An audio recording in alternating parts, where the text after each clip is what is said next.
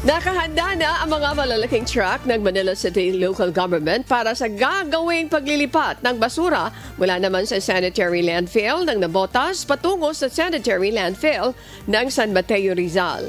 Ipinakita rin ni Manila City Mayor Isko Moreno Dumagoso ang kanilang transfer facility kung saan gagawin ang paglilipat ng mga basura mula sa mga truck na kokolekta sa mga komunidad patungo sa mas malalaking mga truck. Pinangangambahan naman ng alkalde na maaring magsikip ang trapiko sa Commonwealth Avenue dahil sa mga truck lalo't sabay-sabay na pagtatapunan ng basura ng mga LGU sa Metro Manila at iba pang lugar sa Rizal ang sanitary landfill.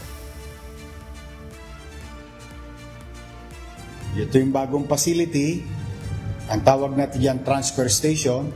So ano pong bisa niyan?